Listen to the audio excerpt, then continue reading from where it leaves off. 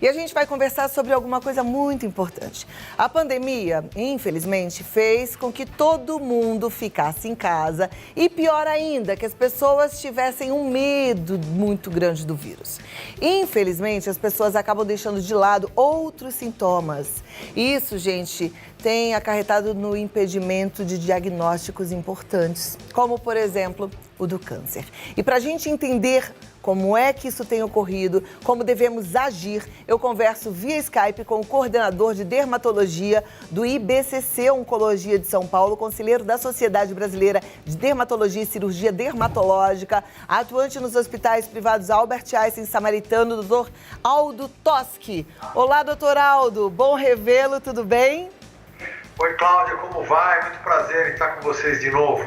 Bom, o prazer é todo nosso, eu fico muito feliz.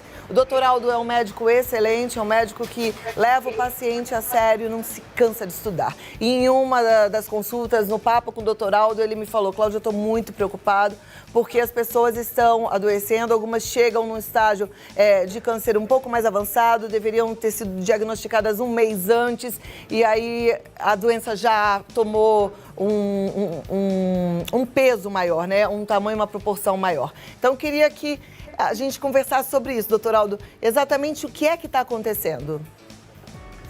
Então, Cláudia, é o seguinte, existem muitas pessoas que estão em tratamento no momento e muitas pessoas que deveriam começar os tratamentos no momento, né? E isso, em função da pandemia, esses pacientes estão deixando de começar a se tratar. Então, mais do que isso, estão deixando de ser diagnosticados, né? O diagnóstico está sendo tardio. E estima-se que daqui para frente nós vamos ter um acúmulo, nesses próximos 2, 3 meses, né, de casos novos que vão ser diagnosticados mais tardiamente. Alguns podem ser pegos a tempo e serem tratados adequadamente. Outros podem mudar de faixa de gravidade, a gente chama isso de estadiamento, né? E isso pode se tornar muito grave.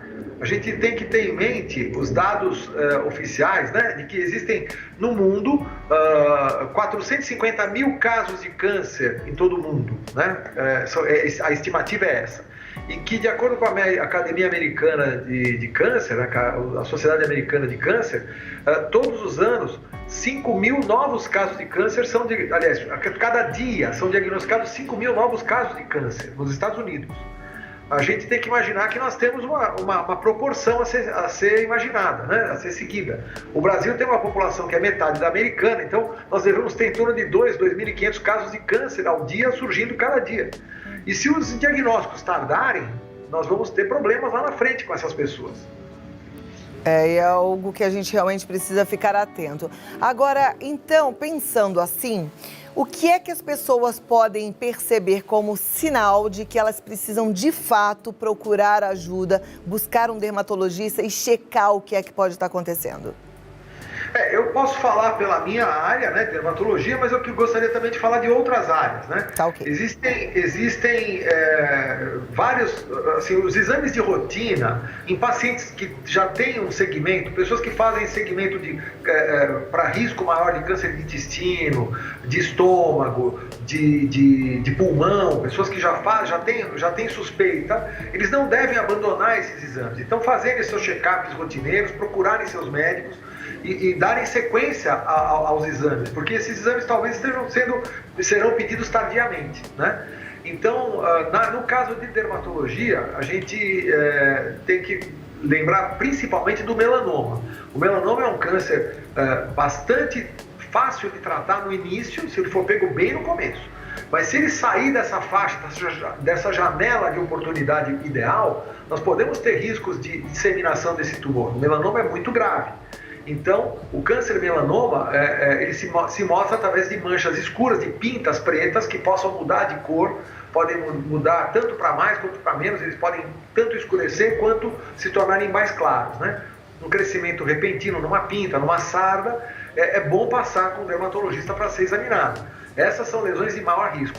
Os carcinomas, os cânceres de pele são divididos em 2 grandes grupos, né? O câncer melanoma e o não melanoma. Os não melanomas são normalmente os carcinomas.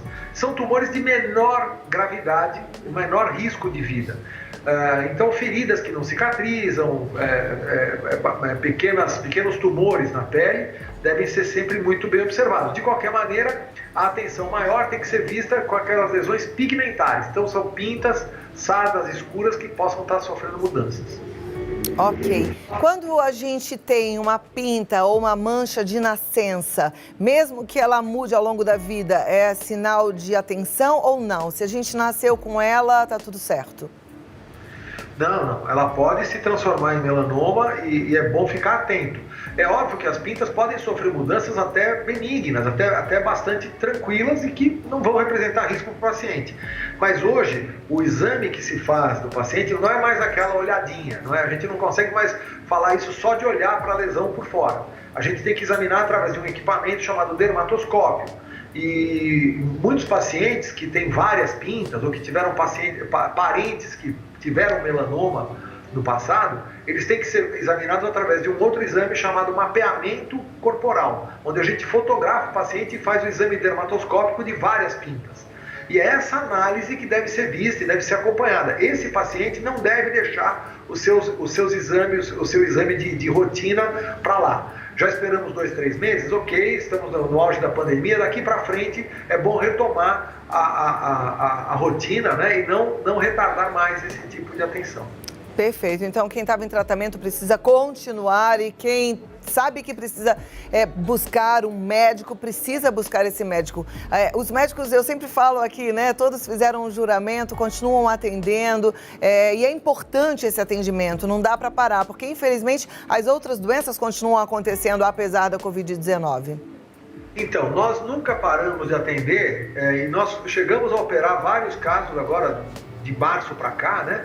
De tumores em nariz, em região de pálpebra, são áreas, até tumores menos agressivos, mas que se crescerem 2, 3 meses, eles podem se tornar muito grandes depois. E hoje a gente tem a facilidade nos hospitais já de conseguir fazer o teste antes. Então o paciente interna, antes de internar ele faz o teste para o Covid. Se ele não estiver contaminado, ele vai ter um risco muito baixo de ter qualquer complicação. Qual é o problema desse paciente? Se ele estiver contaminado pelo Covid, for submetido a uma cirurgia e depois, no pós-operatório, desencadear essa doença, né, a infecção viral, ele poderia ter complicações muito sérias, e aí poderia se perder o resultado da cirurgia. Mas há como se pedir testes e há como garantir uma segurança para esses pacientes. Eu só queria lembrar para você, se eu tiver tempo, não sei se eu posso ter mais um minuto. Por favor. Eu vou ler aqui uma tabela, foi determinada uma tabela no jornal de clínica médica americano de 3 níveis de preocupação: baixo, intermediário e alto risco. Quer dizer, lesões que podem esperar até uns 3 meses sem ser tratadas, sem ser abordadas, né? Seriam os tumores não melanoma, né? Os tumores de próstata de baixo risco, de baixo ou moderado risco, quer dizer, são aqueles que foram diagnosticados e que não são tão invasivos, mas se ele não tiver um diagnóstico, se ele tiver um diagnóstico, ele pode se aguardar para a cirurgia, né? A mesma coisa também com tumores de tireoide, né? Alguns tumores pequenos de rim, né? E casos que os médicos considerem ainda relativamente simples. Então tem tanto na pele quanto na parte hematológica. Na parte hematológica seria tumores crônicos hematológicos. Então, assim, esses seriam considerados de baixo risco e que poderiam se aguardar até 3 meses. De risco intermediário, o máximo seria de 3 meses aceitável, né? Não postergar o tratamento de químio ou o tratamento cirúrgico para tumores de alto risco de próstata, de cólon, né? De câncer cervical e de melanomas de baixo risco. Na parte hematológica, a quimioterapia para tumores de mama avançado, de cólon e de pulmão. E de alto risco que não se deve postergar seriam os tumores de pulmão maiores, os tumores avançados de colo intestinal com obstrução, os tumores de endométrio de útero, né, já mais avançados, os tumores de pâncreas, de ovários, de fígado, né? Então, assim, existe uma gradação, os médicos sabem disso, né? A classe médica sabe disso, e o paciente não deve se contentar em ficar em casa passivamente. Ele deve procurar uma orientação, e nós do IBCC sempre estamos lá, temos um sistema de plantão, onde o oncologista avalia o paciente e vai dizer qual é a urgência desse tratamento ser iniciado imediatamente ou não. Essa seria a mensagem que eu gostaria de passar para vocês de modo muito breve e simples, né? Mensagem importantíssima. Doutor Aldo, eu só queria agora que a gente terminasse, como a gente está sempre fazendo uma relação com a Covid-19, falando um pouquinho das erupções cutâneas, que às vezes assustam quem tem a Covid-19, mesmo que de forma leve, né? Quando a gente percebe uma erupção cutânea e não associa a Covid-19, muitas vezes a gente pensa, que será isso? Será que é um câncer? Porque é algo que aparece, né? E aí às vezes assusta. Então, eu queria que você falasse um pouquinho como é que ela é e o que as pessoas devem fazer. Então, olha, a Covid está surpreendendo a gente porque tem várias manifestações dermatológicas possíveis. Qualquer vírus pode causar reações de pele, né? A gente conhece o vírus do sarampo e as manchas de sarampo que dão na pele. Quem é um pouco mais velho e teve o sarampo, né? Quem não tomou vacina, lembra de como é que é aquele vermelho, aquele eritema do sarampo, né? Aquele vermelhão que dá no corpo. Então, as viroses podem causar reações de pele. E a Covid é mais um vírus. A gente não estava habituado a esse vírus, ninguém tinha visto ainda, e estão surgindo cada dia mais relatos de casos. Eu estou com um paciente meu, um paciente idoso, que teve um quadro dermatológico muito incaracterístico, que a gente já conhecia nele pensando que fosse uma alergia, e no final ele evoluiu também com outras lesões, além da pele, umas lesões de rim também. E a gente hoje teve uma confirmação de que parece que ele teve Covid e que não foi um quadro muito manifesto. Quer dizer, a parte pulmonar dele foi muito pouco afetada, foi praticamente sem sintomas pulmonares. E hoje eu estava conversando com um colega que está vendo esse caso comigo e a gente está vendo um problema. Eu tratei da parte dermatológica imaginando que não fosse nada a ver com a Covid. Infelizmente ele saiu bem disso, não desenvolveu a Covid, mas a gente está vendo que ele tem uma pequena lesão renal. Então, assim, a gente não entende muito bem como ele funciona, mas parece que o vírus pode causar alteração em pequenos vasos da pele, dos rins, né, do próprio cérebro. Então, são as vasculites. E isso pode se manifestar a partir de bolhas nas mãos, nos pés, avermelhamentos, um aspecto como se fosse um rendilhado nas pernas, a gente chama isso de livedo reticular, como se a circulação tivesse toda aparente nos membros inferiores, nas mãos, né? Coceiras atípicas, né? Quadros assim, difícil entendimento. Não é aquela alergia convencional que todo mundo já está acostumado a ter, mas seria um quadro rápido, súbito, né? Uma coisa rápida e que a pessoa nunca teve, nunca experimentou. Isso pode ser manifestação também da Covid. Ok. De toda forma, eu queria deixar esse alerta aí para a turma. Na dúvida, procure um médico, né? E assim, se é alguma coisa relacionada à pele, procure um dermatologista. Se você suspeita de algo mais grave, como um câncer, procure um oncologista. Enfim, mas não fique só. A gente não pode simplesmente ficar amedrontado e deixar que as outras doenças cuidem da gente, né? A gente é que tem que se cuidar. Então, busque soluções. Então, Cláudia, só para frisar que os hospitais, num primeiro momento, foram pegos de surpresa, a gente não tinha rotinas, né, para dividir os fluxos, né, para criar fluxos específicos. Hoje, os bons hospitais de São Paulo, a maioria dos hospitais estão muito bem aparelhados, muito bem preparados para isso. Então, existem fluxos diferenciados para pacientes com suspeita de Covid, sem suspeita de Covid, a equipe toda está paramentada.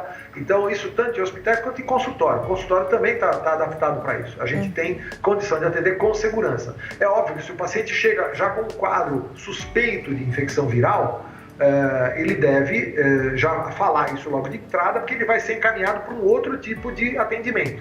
Mas a gente tem como fazer todos os exames com muita segurança, sem muito problema. Além do câncer, eu queria lembrar que as pessoas adoecem e morrem de outras coisas. Os AVCs, né? Os AVCs são importantes, as pessoas podem ter infartos, né? Então, outras dores, dores de cabeça súbitas, procure o pronto-atendimento. As pessoas não devem confiar somente na opinião do aplicativo ou somente no médico que está à distância.